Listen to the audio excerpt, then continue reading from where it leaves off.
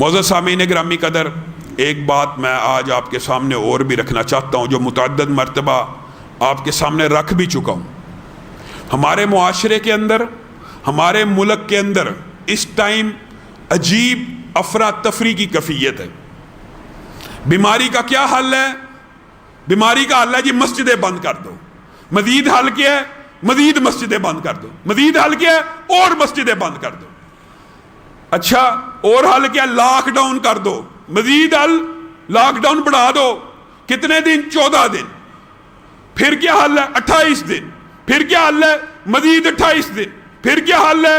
مزید 28 دن۔ یہ آج کل ہماری کل عقل غلامی میں بدل جاتا ہے قوموں کا ضمیر، یہ آج کل ہماری کل عقل ہوئی ہے۔ یہ حل ہے؟ کون ایسا بندہ جو گارنٹی دے کہ 14 دن پہلے دن سے یہ سوال کر رہے ہیں، 28 دن، 2 مہینے، 3 مہینے؟ یہ تو ایسا معاملہ چل رہا ہے جیسے انہوں نے ساری لاک ڈاؤن کے علاوہ حل ہی کوئی نہیں۔ ایسی سائنس کے اوپر پھر تف ہے۔ یہ WHO کو، ان سارے اداروں کو بند ہو جانا چاہیے۔ وائرس جس صابن سے مر جاتا ہے، جو وائرس صابن سے مر جاتا ہے، تم اس کی دوائی ایجاد نہیں کر سکتے، تم اپنے اداروں کو تالا لگا کے یہاں سے نکل جاؤ۔ یہ عجیب و غریب حل پیش کرتے اور حل بھی منافقانہ۔ اللہ معاف کرے، فرقہ واریت اور تعصب نہیں پھیلانا چاہتے، کیونکہ ہم یہ سمجھتے ہیں، ہمارا یہ عقیدہ نہ ہو کہ بیماری اللہ کی مرضی سے لگتی ہے تو ہم بھی الزام لگائیں کہ ان لوگوں کی وجہ سے جنہوں نے ایران کا بارڈر پار کیا ان کی وجہ سے بیماری لگی۔ ہم یہ اس لیے نہیں کہتے، ہمارا عقیدہ ہے کہ بیماری اللہ کی مرضی کے بغیر نہیں لگ سکتی، لیکن تعصب کی فضا دیکھیے۔ آج 21 رمضان ہے، پورے پاکستان کے اندر جو SOPs تھے، جو لاک ڈاؤن تھا، مسجد کے امام گرفتار، SOPs کی خلاف ورزی پہ مسجدوں کے اماموں کے خلاف مقدمے اور جلوس نکل رہے ہیں یوم علی کے اوپر ہزاروں کی تعداد میں۔ ان کے اوپر مقدمہ نہیں، ان کو انتظامیہ سیکورٹی فراہم کر رہی ہے۔ یہ منافقت ہے کہ نہیں؟ یہ کہاں آپ نے کل اور ڈاکٹرز بھی، میں یہ بات کہنا چاہتا ہوں، میرے بہت سے بھائی ڈاکٹر بیٹھے میں، ان کو تان و تشنیع نہیں، کچھ ڈاکٹر مسیحا ہیں جو فرنٹ لائن سولجرز کا کردار ادا کر رہے ہیں، لیکن چند بدبخت ایسے بھی ہیں،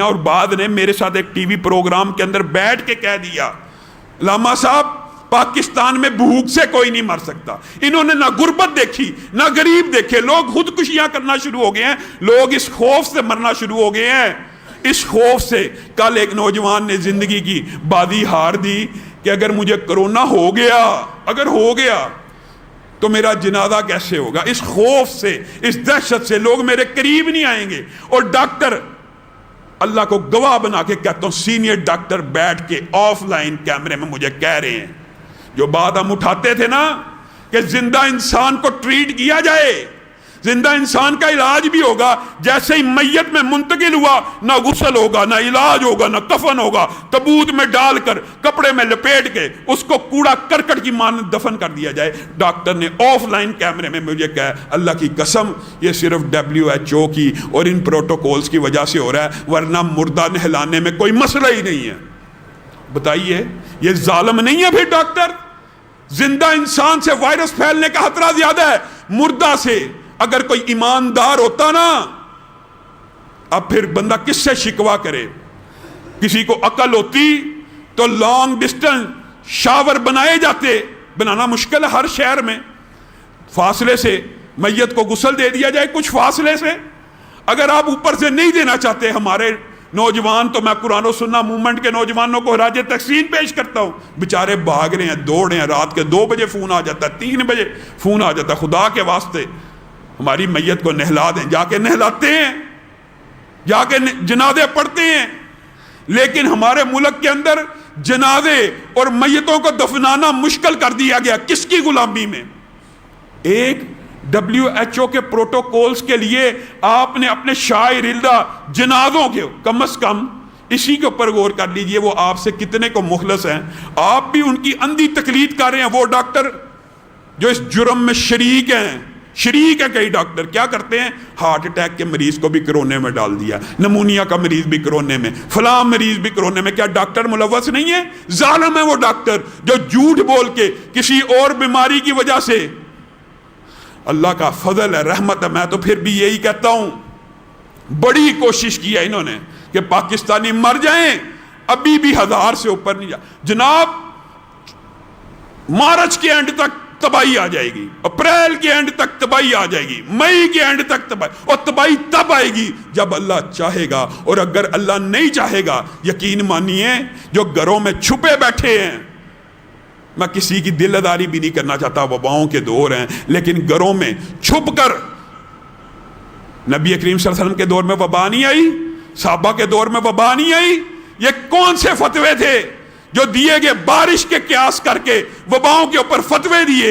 یہ لوگ بھی، ان کو بھی اپنے فتووں سے رجوع کرنا چاہیے۔ میں ان کی دل داری نہیں کرنا چاہتا، لیکن رسول اللہ کے دور میں وبا آئی، عمر کے دور میں آئی، خلافتوں میں آئی۔ بتائیے رسول اللہ نے کس وبا میں مسجدوں کو تالا لگایا؟ حضرت عمر نے کس وبا میں مسجد کو تالا لگایا؟ خلفاء نے کس وبا میں مسجدوں کو تالا لگایا؟ آج 2 مہینے اور حل بھی صرف لاک ڈاؤن، بڑھائی جاؤ، یہ حل ہے؟ یہ ان کے لیے حل ہے جن کی تنہائیں آ رہی ہیں، جن کی لگی بندی آمدنی۔ اب تو میں یہ بھی نہیں کہتا کہ صرف غریب بندہ پریشان ہے، اللہ کی قسم غریب نہیں، سفید پوش طبقے کے لوگ روتے ہوئے فون کر رہے ہیں، علامہ صاحب اب تو سیونگ کتنی ہوتی ہے سفید پوش طبقے کی؟ مزدور کی تو ایک دن کی بھی نہیں ہوتی، اس کی تو ایک دیہڑی نہ لگے وہ اگلے دن چل نہیں سکتا، لیکن سفید پوش طبقے نے بھی کیا جوڑا ہوتا ہے؟ 1 مہینے کا، 2 مہینے ہو گئے، 3 مہینے ہو گئے آپ کو۔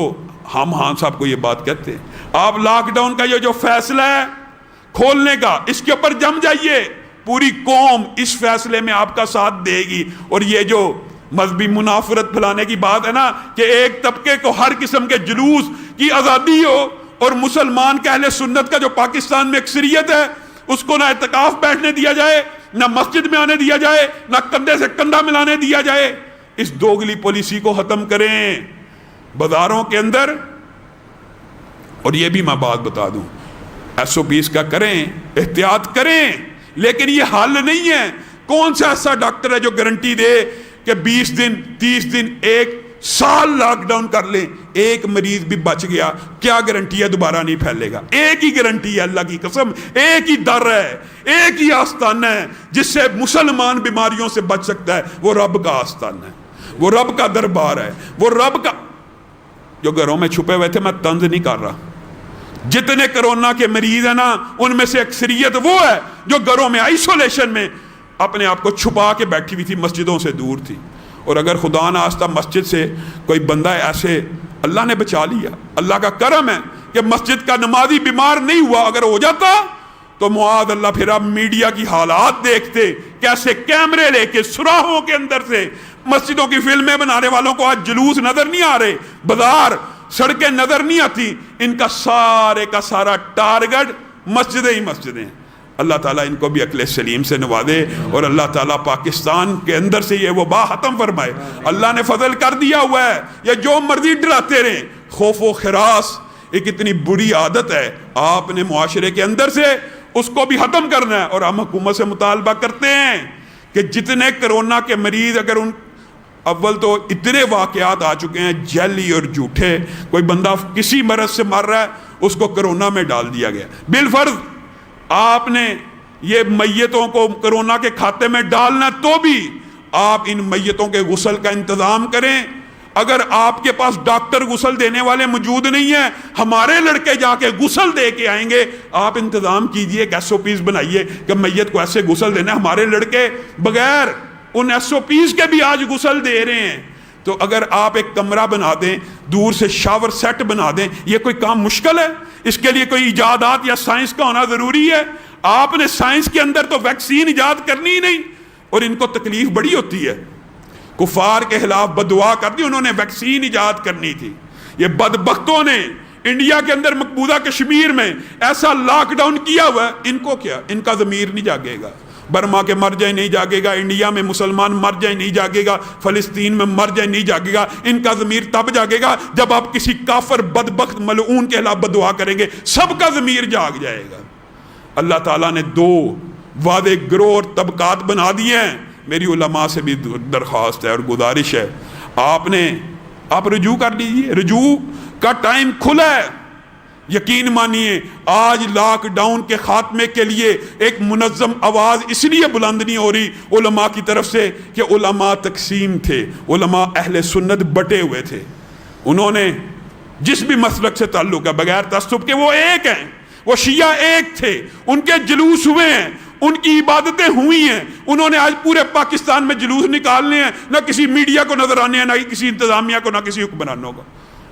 آپ بٹے ہوئے ہیں، آپ نے خود فتوے دے دیے، آپ نے خود ہی فتوے دے دیے مسجدیں بند کرنے کے، اس لیے آپ تقسیم ہو گئے. ان فتووں سے رجوع کیجئے. نہ رسول اللہ کے دور میں 1400 سال، یہ بھی ایک تاریخ لکھی جائے گی، تاریخ لکھی جائے گی کہ ایسا بھی امت کے اوپر وقت آ گیا تھا کہ خود مسجدیں بند کر کے دوڑ گئے تھے معاذ اللہ. اللہ رب العزت ہم سب کی اصلاح فرمائے، پاکستان کو کرونا بیماری سے محفوظ فرمائے. جو سرحدوں پہ مسلمان ہمارے فوجی لڑے ہیں ان کو اللہ تعالیٰ فتح یاب فرمائے. اللہ پاکستان کی حفاظت فرمائے. معزز سامعین گرامی قدر قاری افضل صاحب آئے ہیں، ان کے والد امریکہ میں فوت ہوئے ہیں. ان کا غائبانہ نماز جنازہ اسی طرح جامعہ محمدیہ کے جو شیخ الحدیث تھے عبدالحمید ہزاروی صاحب، اور اسی طرح ان کے جو محتمم تھے بہت ہمارے قریبی دوست یوسف وان سوتر والوں کے بیٹے، ان کو بھی یہ تو اب عینی شہادت ہو گئی ہے، ان کو بھی کرونا میں ڈال دیے گیا معاذ اللہ، ہارٹ اٹیک سے فوت ہوئے ہیں. تو ایسے لوگوں کے جو جنازے جو کرونا سے اموات ہوئی ہیں ان کے جنازے بھی صحیح طریقے سے نہیں ہو رہے. انشاءاللہ ہم ان کے جنازوں کا یہاں پہ اہتمام کرتے ہی رہیں گے. اور ایک اور بات جو کہنا چاہتا ہوں، ڈاکٹر عبدالقدیر خان صاحب ان کے جماعت کے ساتھی ابتسام بھائی کے مرکز میں آئے، انہوں نے بڑی ایک افسوسناک بات بتلائی ہے. یہ بات بھی ضروری ہے اس لیے میں کچھ آپ کا ٹائم لے رہا ہوں. عبدالقدیر خان صاحب محسن پاکستان ہیں، محسن پاکستان. انہوں نے پاکستان کو ایٹم بم دیا. جنہوں نے پاکستان کے ساتھ ایک احسان کیا ان کو نظر بند کر دیا گیا، ان کو نظر بند کر دیا گیا ہے. اگر آپ اپنے محسنین کو نظر بند کریں گے، اگر آپ اپنے محسنین کو نظر بند کریں گے، بتائیے پھر کون سا سائنسدان ہے جو ویکسین ایجاد کرنے کی کوشش کرے گا؟ کوئی نہیں کرے گا. آپ اپنے ہی محسنین کو جیلوں میں ڈالتے ہیں، نظر بند کرتے ہیں. جیل میں تو نہیں ڈالا، ان کو نظر بند کیا گیا ہے. ہم خان صاحب کو کہتے ہیں خان صاحب ان کی نظر بندی ختم کر دیجئے، نہ خطرہ محسوس کیجئے، نہیں وہ آپ سے زیادہ زکوٰۃ اکٹھی کر لیں گے. ہم کیسی قوم ہیں، ہم اپنے محسنوں کو بھی نظر بند کر دیتے ہیں. اللہ رب العزت جو کہا گیا، جو سنا گیا، اس کو سمجھ